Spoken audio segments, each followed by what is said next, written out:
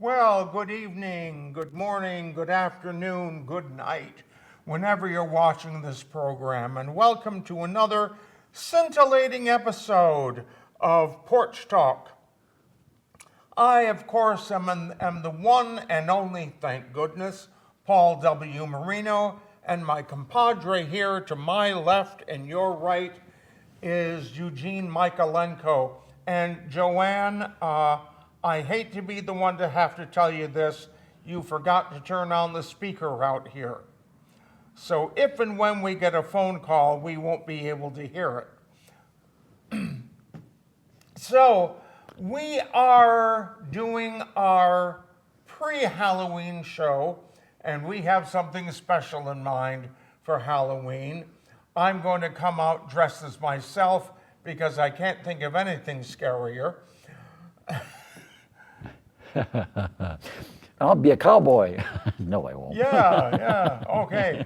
So, first of all, Joanne, would you please put the background in front of us? Now, I have a very simple question for you. What are we looking at here? There are two possible answers. Either one will do, but what are we looking at here? We will let you know in the last 5 minutes in the show, unless one of you has the interest enough to call us at 664-4408 and make a guess. All right, so Joanne, you can put us in front again. Ooh, that is scary. Let's go to our computer here. Ta-da! There we go. All right, so we are looking at Summer Street in North Adams. First of all, let's say with these pictures, you're going to see a series of pictures. All they came from the book North Adams and Vicinity, which was published in 1895. So we're looking back, we decided 129 years ago at the wonderful city of North Adams. It was a city then, right? Yeah, and it was wonderful then, too. It still is. Of course, some would say that it's still wonderful. Yes. Okay, going to Summer Street. All right, so the building on the right here, that lovely brick 3-story building, is the H.W. Clark Wholesale Grocery Warehouse. Now, when you say H.W. Clark in this area, people automatically say, Clark Biscuit Company. But he actually started with wholesale groceries and then expanded into the biscuit company. And that started. Stop playing with the computer. I'm having fun. I was trying Naughty boy. I was trying to get the Clark name in there. Yeah. But of course, what I like in this picture is the carriage in the background. Well, also back there is the steeple of St. John's Episcopal Church, which sort of orients you of where this all was taking place. So if you look to the left of the screen, those buildings are now gone, but the North Adams Police Department is there now.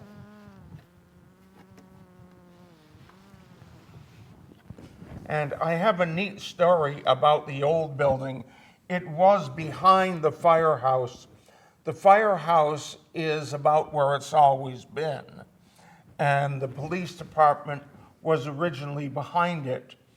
And I think it was in the 1940s, they had a fire in there. And all they did was cover up the burnt woodwork. That sounds economical. A good use of taxpayers' money. All right, so moving right along.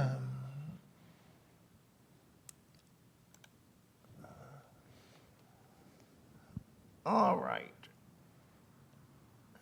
As you saw from there, it was saying the Catholic Church from Center Street, but it's actually St. Francis in better days.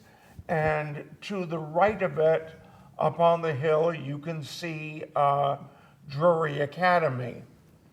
Actually, it was Drury Academy Mark II. Right. The building below that is actually still there. It's now the home of Village Pizza. Village Pizza, yes. These buildings on the left are now gone, but a great place for a photographer's studio. What's the building with the square tower? Do you know what that was? Yeah, that's here. To the left, to the left. No, yeah, I do not. At the Center Street.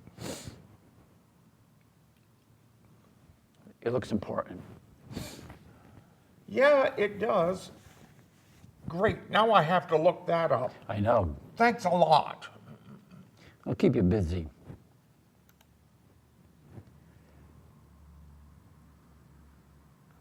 Now this one is labeled The Village and the Mountains.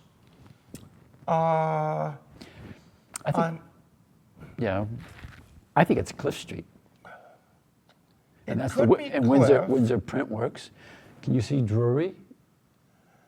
Well, the church that you see Is probably to the right of the chimney, Is that Notre- is Notre Dame.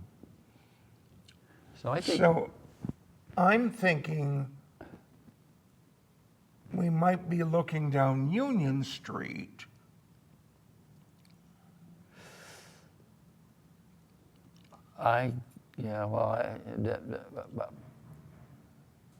Well, this street over here on the upper left, I think that's Minor Street. oh yeah, that could be, okay. So this is Cliff Street. And that's Union Street and running in front of that factory. Oops, let's do this. I don't know what this building is, the big white building. That might be The Holden Street? Barber Leather, Oh, yeah, okay. because the house on the hill behind it is up on West Main Street. It's odd that we can't find Drury. Maybe it's just off to the right somewhere. Yeah, Drury would be over here to the right. Notice there's that big cloud of steam Right. or smoke. I'm really not sure which.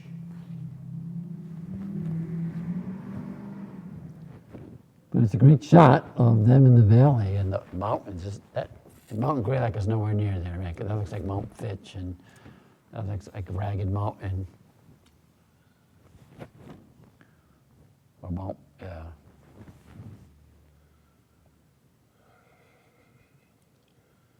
The thing that interests me the most here is coming down from the chimney on the right, there's something that seems to curve off from it. It's a scuff in the printing. It's a what? I think it's a scuff in the printing, isn't it? Just like those, Yeah, that could be. yeah, I don't think it's anything substantial. Because look next to it, you can't see it on the big screen, but there's those scratches in the image. Yeah, I can see those on the monitor. Yeah, you can. These were all taken from printed materials. These aren't real photographs. These are all halftones taken from a book. So I wonder where the originals are. They're probably... My guess is they're lost. Yeah. They could have been glass slides, because they could all have been broken, and nobody ever made glass negatives. Well, I remember hearing that in the Marshall Street complex, there was a big stack of glass plate negatives of the plant from when it was Arnold Print Works. And when the engineer in charge went looking for them, they'd all been smashed. Yeah, that happens. They were delicate.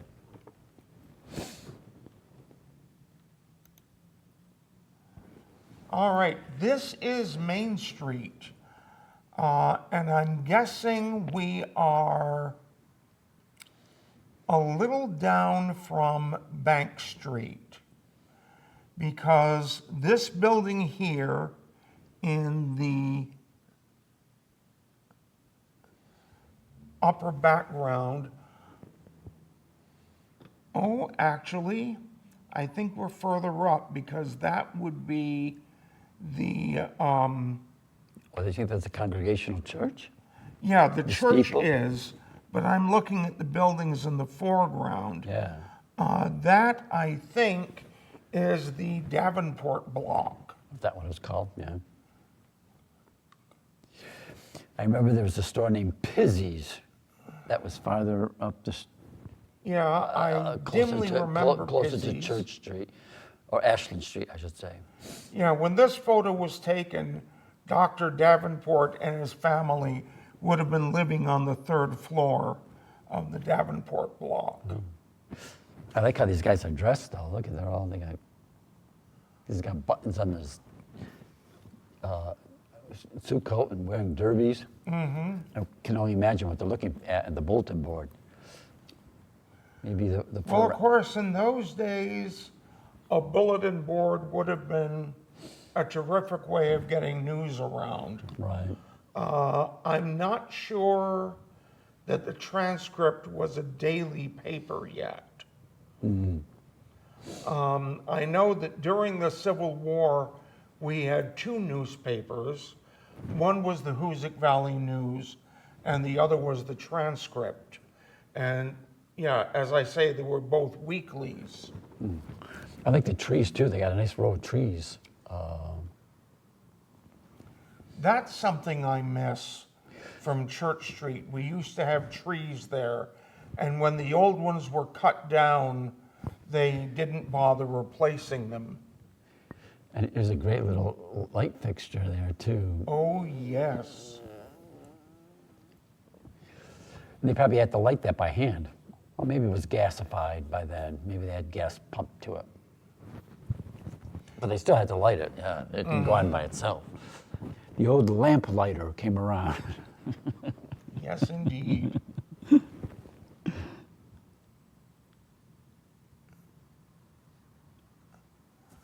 Messengers furnished.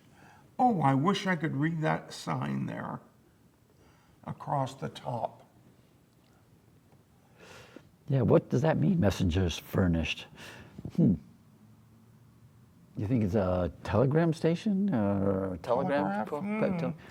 I really don't know, but Another thing to look up. yes, lucky me.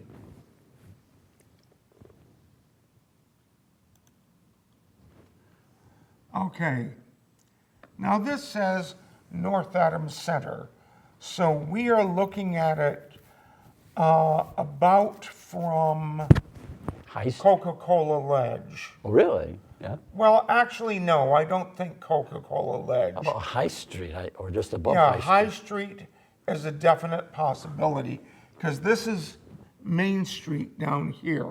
Yeah, run down the center. You see all the spires. That would be, is that St. Francis St. Francis, Drury, the Methodist Church, right? Methodist, Baptist, Notre Dame, and the Congregationalist. And that's got to be James Hunter there in the, well, after, James Hunter after the Machine white Company. building, James Hunter. And then after that, that big long block with the white trim around the windows, around the running band of, that's got to be on State Street, is that? Yes. And you can sort of see the Wilson House, right? Wouldn't that? Yeah. Yeah, with the two towers on it.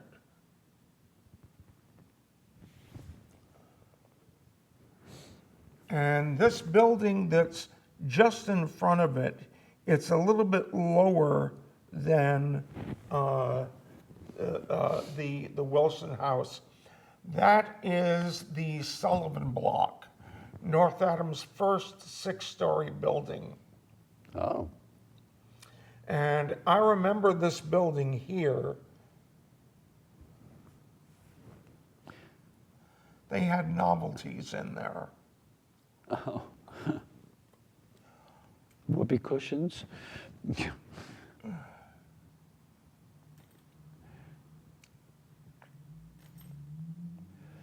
Yeah, nothing more substantial to see in this picture. Let's go this way. No, I don't see anything we can talk about.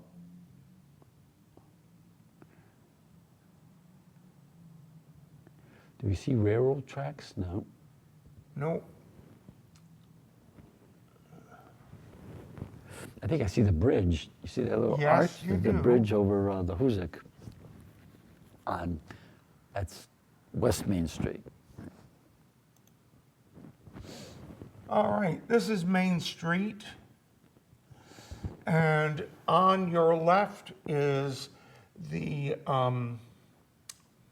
Wilson House Hotel.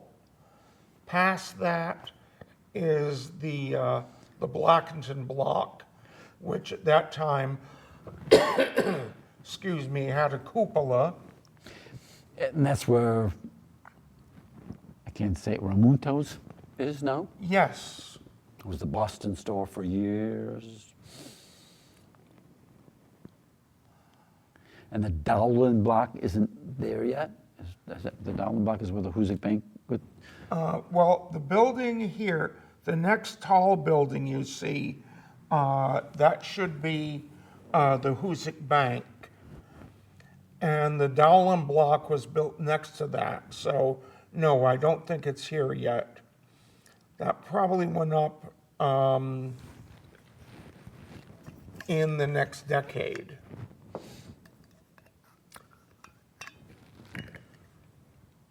And the first tower you see there is the Baptist Church, and to its right is Notre Dame. And coming over here to the right, there are the two men in the carriage, and next to them is Cutting's Corner. can we make out that sign? No.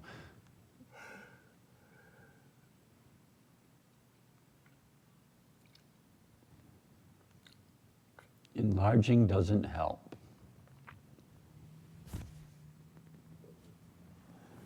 But the building behind that, there is a wood frame that I don't remember the name of,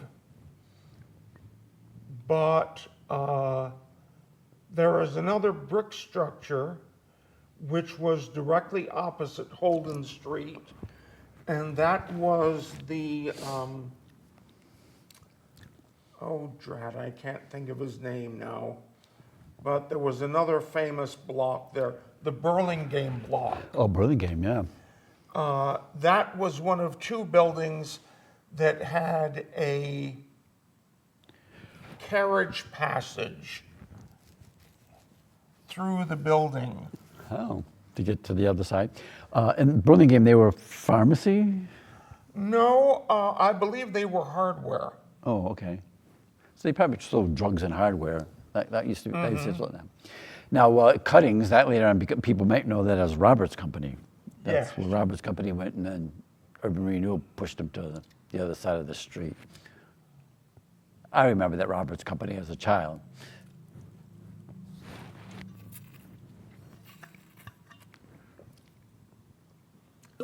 Did you go there to get your Boy Scout uniform? Oh, that's right, yes. I had Boy Scout. That was a cool part. We got to see all the Boy Scout stuff. Yeah, I knew someone who didn't like the Boy Scouts because it teaches you to be a good little consumer. You have to get the official uniform, the official jackknife, the official this, the official that. Yeah, okay. You didn't have to if you didn't want to, but If you want to be a loyal scout. all you needed was a kerchief. Actually, I didn't like the Boy Scouts either. Oh. None of the things that they were doing were things that I liked to do. And my parents wouldn't let me quit. Why not? Oh, it's such a great experience. I liked it. I learned about tying ropes, rope tying, rope knots, camping, some hiking, first aid. What else did we do? And the camaraderie. That was the best part. Yeah, I suppose. But I was a strange kid. You know, I didn't really get along well with the others, and it just didn't interest me, especially since when we went on a hike, it was straight up the side of a mountain and then straight back down again.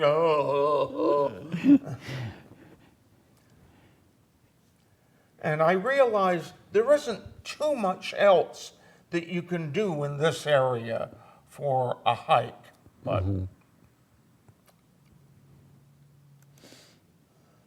now, this, you'll notice it says the library. Well, you can't see it says the library.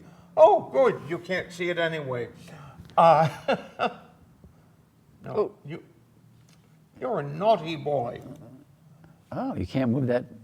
Oh, this is the old library.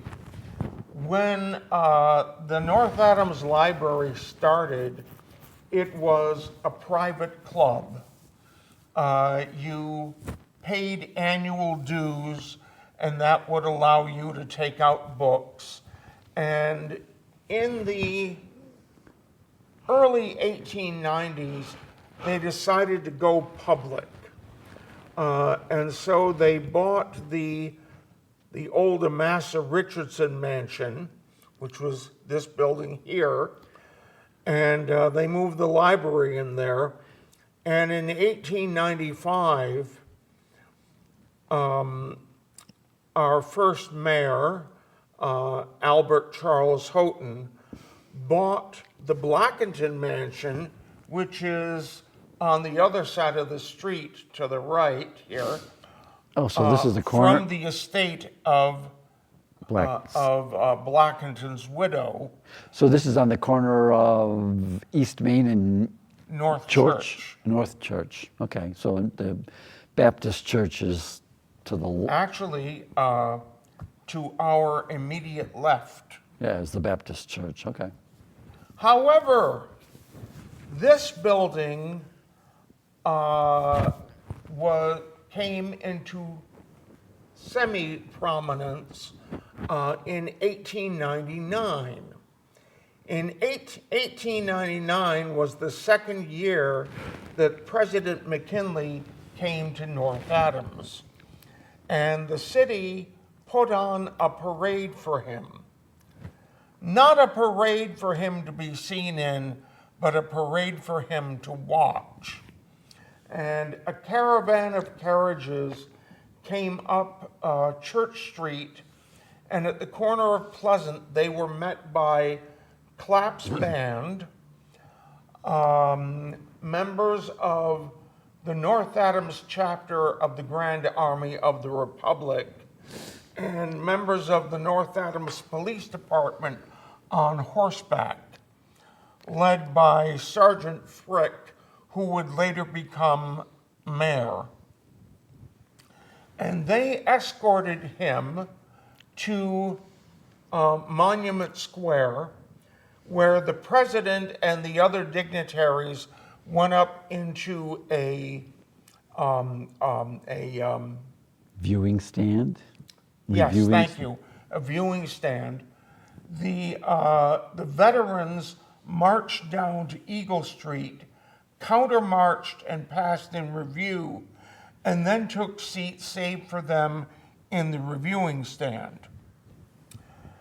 And when the president's carriage passed around this corner, a group of boys from Drury Academy had climbed up onto the roof of the old library, which we have here, and treated him to a doctored version of the Drury Yell, doctored so they could have McKinley in it.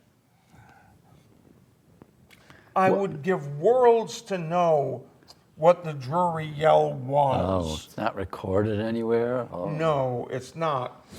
And so, even if the reporter had quickly written down what the boys shouted greeting McKinley, we might have some idea.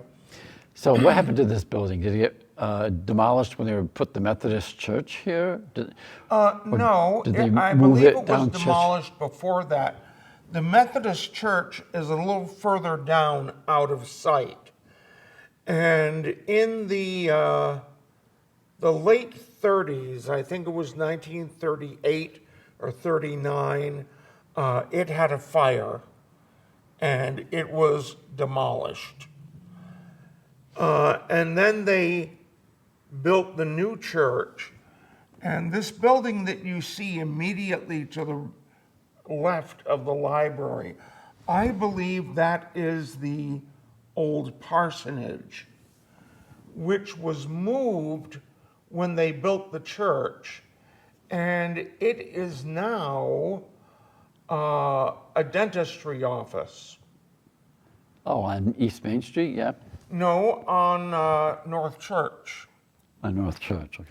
Yeah, for many years, it was Simmons Funeral Home. Oh, there's a dentist there now?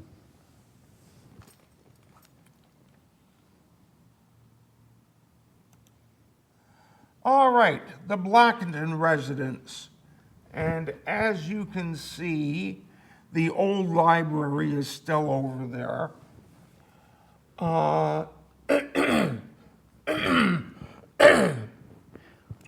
The fence here is now gone, all but a small portion of it. In World War II, it was sent to the scrap iron drive. Oh. And of course, one really cool thing is the carriage entrance over here on the right. It's called the porte cochere. Well, pardon me.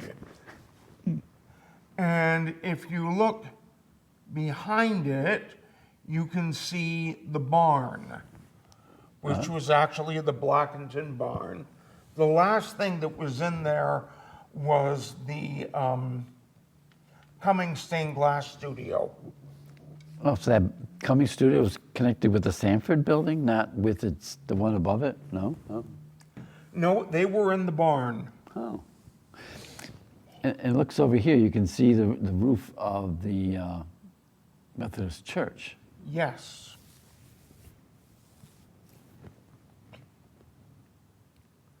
That was the first Methodist church in North Adams to have an organ. Oh. Now, everything about the Blackington block is still there except for the porches. You notice there's a porch over here on the right, and then another porch over here on the left side. Those are gone now, as well as the carriage entrance. But when you look at the building, you can still see where the carriage entrance was, because the doors there, instead of being shaped, the windows there, instead of being shaped by brick, are shaped by wood. So that's where the doors were for that. This is a spectacular building. It has several floor-to-ceiling mirrors. It has that fabulous crystal chandelier, which I believe used to hang lower than it does now because people were shorter then. And it has great fireplaces. Yes, it has 3 marble fireplaces imported from Italy. And of course, it has a couple of monuments in it. One is, it's not in a terrific place because I wonder how many people actually notice it, but there's a plaque up on the wall that says that it was given to the city as a memorial to Andrew Jackson Houghton.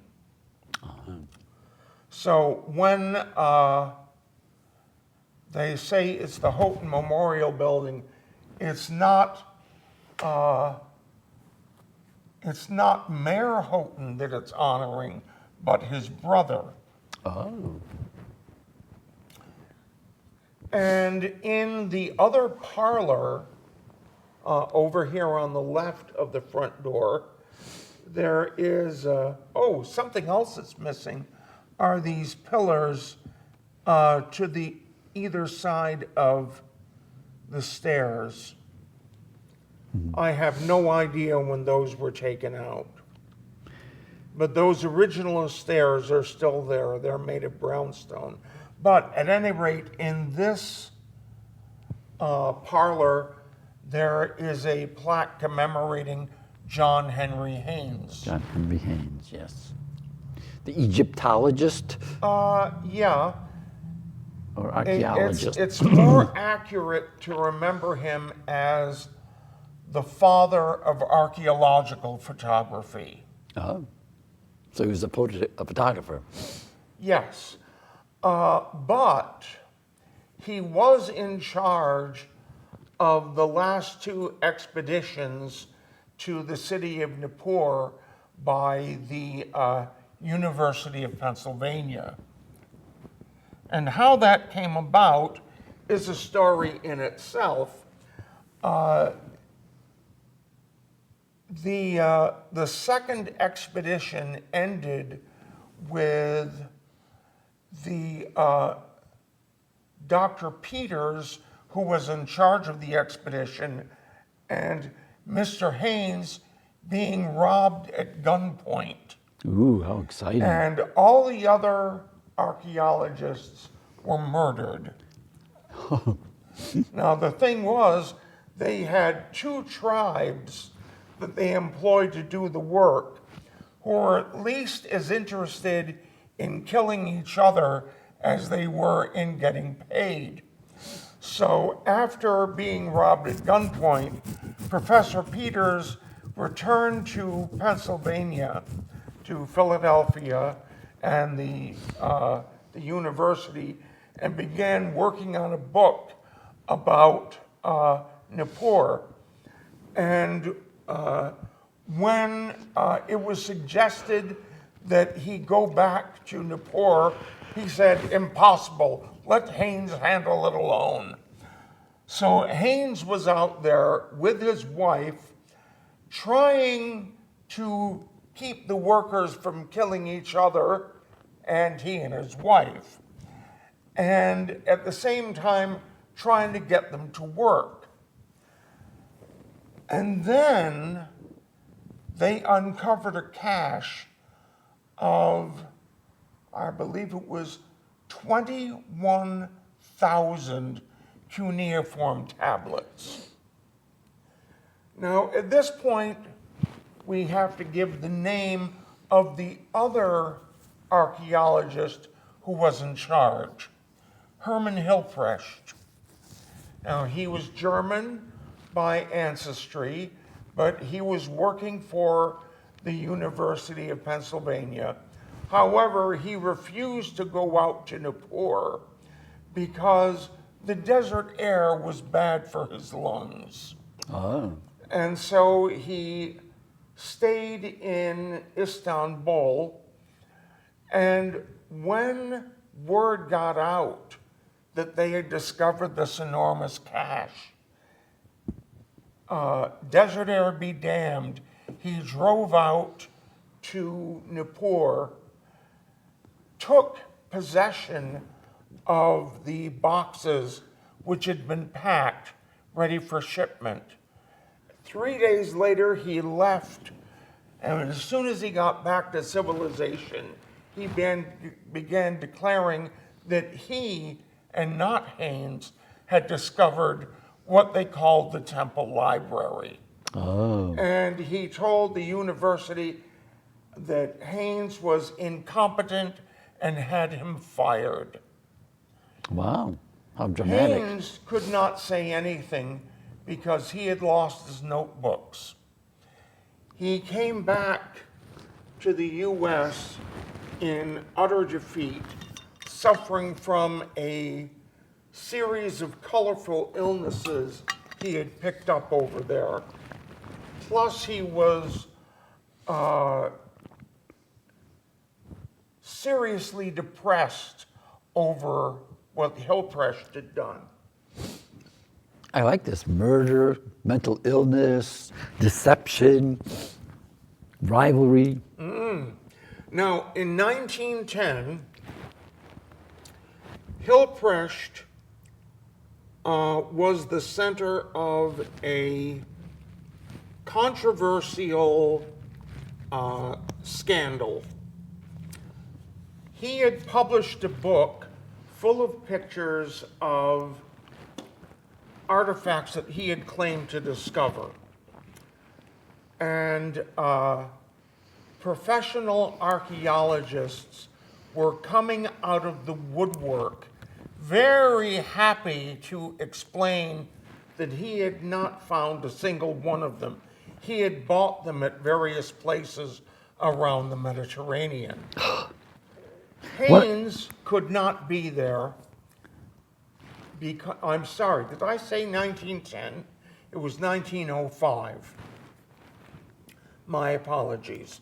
So Haynes could not be there because of his health, both physical and mental. His family had had him committed to a sanatorium somewhere in Massachusetts. His wife went in his stead with the rediscovered notebooks.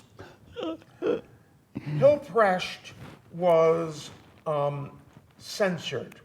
He was not fired, but he was found guilty of lying in his book.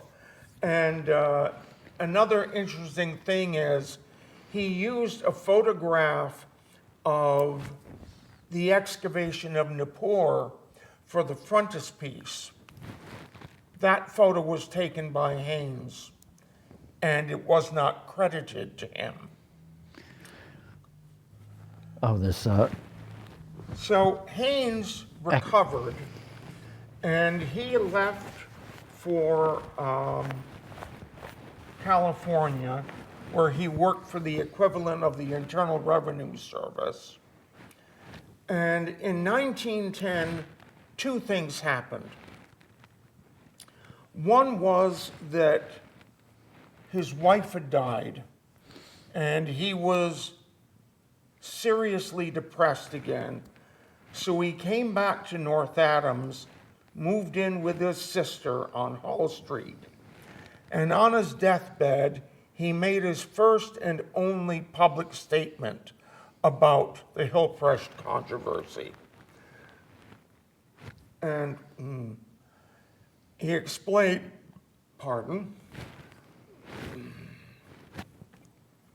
he explained that he could not say anything 5 years earlier because of he had lost his notebooks.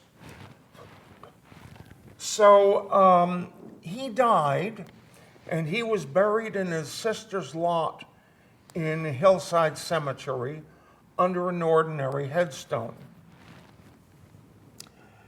Also in 1910, for reasons entirely unknown, Hilprecht packed up in the middle of the night and left Pennsylvania, going back to Germany, and he took the key to the storeroom with him. One of his colleagues had to force the door open, and there they found the boxes from Nippur, unopened. He never. Now, you would think that if Hilprecht had discovered them, he would have been in there studying them for 5 years. But he wasn't. He just left them there.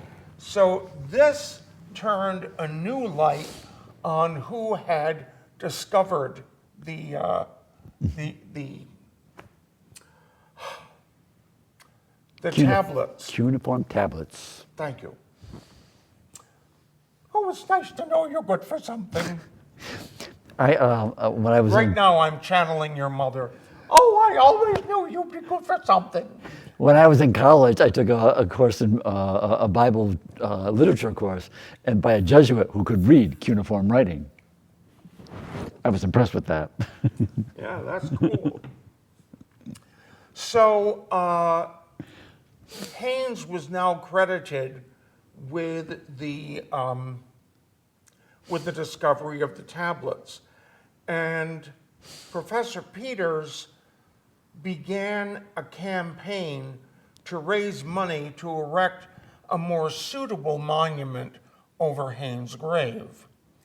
And in November of 1913, dignitaries came from the University of Pennsylvania, New York University, Harvard, and Yale, as well as Williams College, to see the unveiling of the monument, which was and is a duplicate in size and shape of the black obelisk of Shalmaneser, which is in the British Museum. It's the first monument ever modeled after that relic. And as far as we know today, it's the only one of its kind in the world. I'm looking forward to when we can do a tour of the Hillside Cemetery with Jason Vivori and your commentary. That'll be a good show. Yes, indeed. And then in 1915, It goes on. the North Adams Research Club, which was like the Monday Club and other groups like that, a group of women who got together to improve their minds, and they did some research on Haynes, and they erected the tablet in his memory there. Oh, so that's the conclusion of this story. Yes.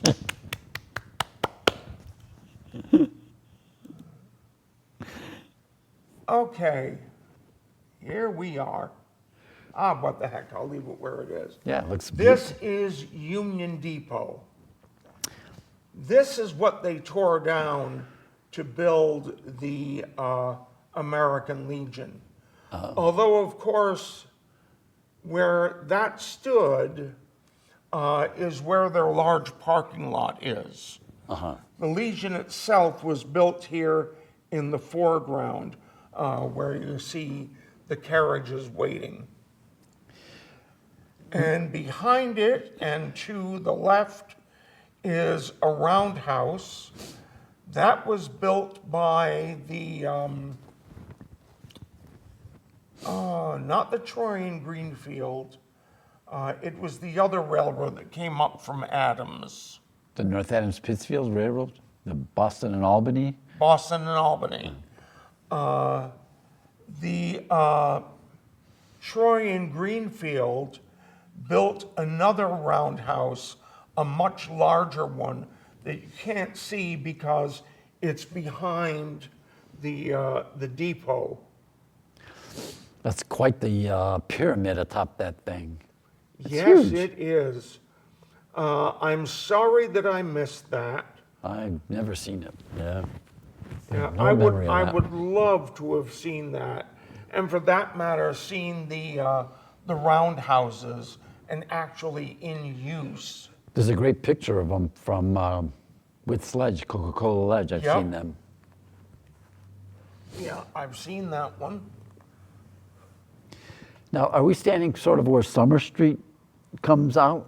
Is that, Yeah, we're standing at Depot Square. So Summer Street is a little bit behind us and to the left. Okay. And I wonder,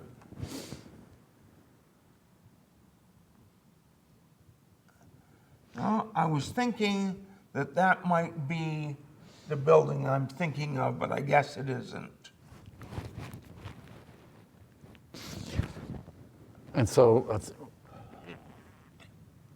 what would be where the roundhouse is now? Is that The Sons, Roundhouse, Sons of Italy or yeah, the former Sons of Italy Italy building. North Adams was quite the railroad center at one time. When there was Oh, yes. 5 railroads at terminus, where the ended there.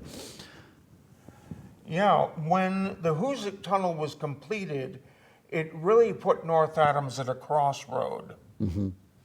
And in our prime, which was 1895, we were comparable in size to Springfield. Right, right. And now they're trying to bring the railroad back. Wouldn't it be great if the railroad came back to North Adams? Yes, and I bet indeed. you it'll bring back that prosperity that was here, like it did the last time. Yeah, one can only hope. It's in the paper today that Representative Barrett is asking people to make comments on the that proposal that's been put out there. That's public comments that should also know that there's a public interest in a railroad coming to North Adams. I'm not sure where you're supposed to write to, though. I got to find that out.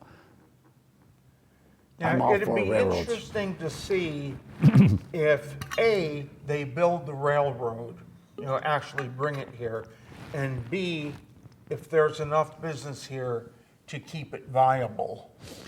Well, it'd be a sort of an expansion of the great Massachusetts wealth that exists to the east of us. Way to the east. And it'd be a great economic development thing. Yeah. All right. This says a road downhill from the north.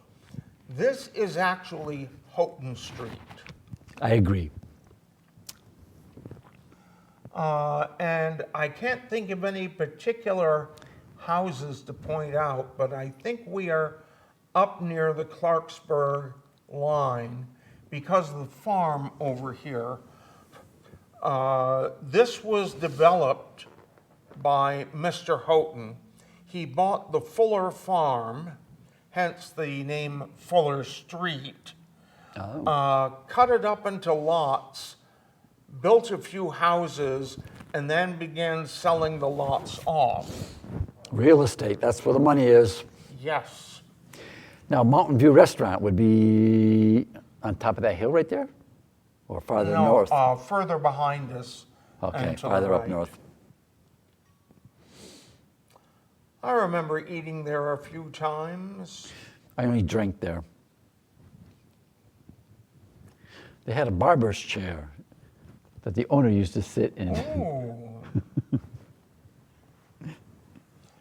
Actually, the really big shindig that I remember was at Hartwellville Lodge. Oh, yeah. I was there when I was 4 years old, and it was somebody's wedding reception. And of course, there were flowers everywhere because my great uncle Carmine was a florist. Oh. And there were giants everywhere. Because when you only come up to the average adult's belt buckle, the only people that are the right size are the ones you see all the time. I remember a 25th wedding anniversary party there of my Uncle Matt and my Aunt Mary Adamczyk. Mm-hmm. Now that would have to be 65, because I think they were married in 1940. Well, Maybe they this were married wedding in 38. reception is kind of funny because these two had been dating since 1908. 50 years, and then they got married. I believe in long engagements. Yeah. Yeah, but 50 years is kind of overdoing it. It's a half a century.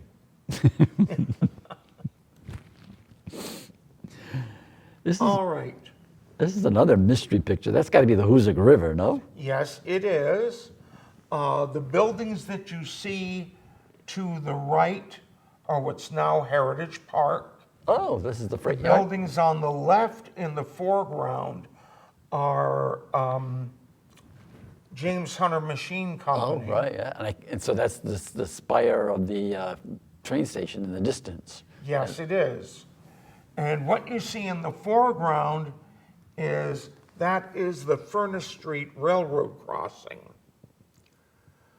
What was done there in the 40s was they closed off that crossing and they built the footbridge Oh, over. I know that footbridge, yeah.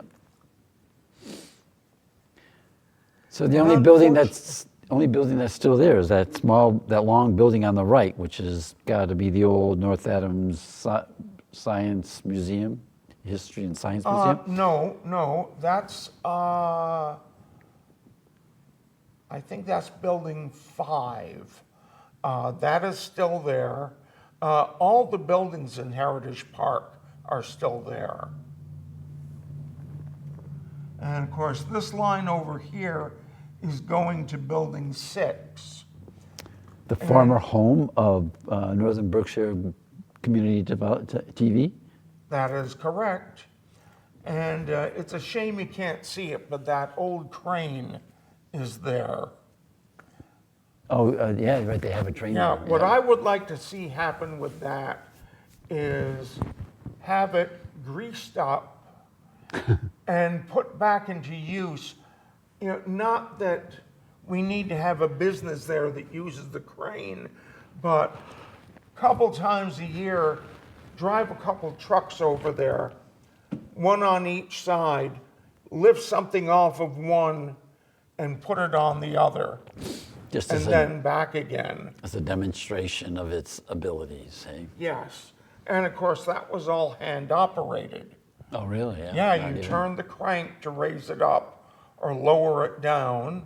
It had a brake on it, and then Twist you it. turn it around by hand. This is what the river looked like when my father went for a raft ride on it Oh. and got into lots of trouble. All right, this is looking down East Main Street toward Monument Square. And that must be the library on the right. Yeah, well, actually, this building here that you see in the foreground, that is not the library. That is what is now, well, the building, there's a couple of artists in there, but it used to be Pringle's Funeral Home. Beyond that is the old library, and then the Baptist church. And all 3 of the spires that you see there are for the Baptist church. On the left, that is the Congregational church, and the library is just out of sight on the left. The Blackington Mansion, yeah. Yes. The former Blackington Mansion. And we are down to 5 minutes. So let's take a look at one more picture. An historic mill. I believe this is the old stone mill on River Street. I believe it was one of the first mills built in North Adams. Really? Yeah, And we're on River Street. well, Houghton Street would be further back and to the left, and the billboards are a little bit to the left. The billboards that are in front of porches? Yes. All right, Joanne, would you go back to us, please? Thank you. You should have warned the audience about that verse. Yeah. All right, so, and put the picture in front of us again, please. This is your last chance to call in and take a guess.